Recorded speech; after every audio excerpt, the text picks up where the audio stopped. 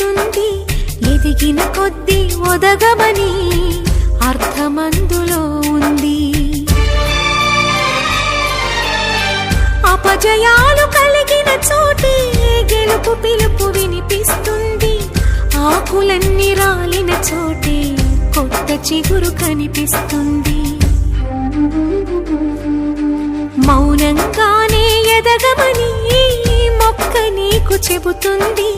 ఎదిగిన కొద్దీ ఒదగమని అర్థమందులో ఉంది. అపజయాలు కలిగిన చోటే గెలుపు పిలుపు వినిపిస్తుంది.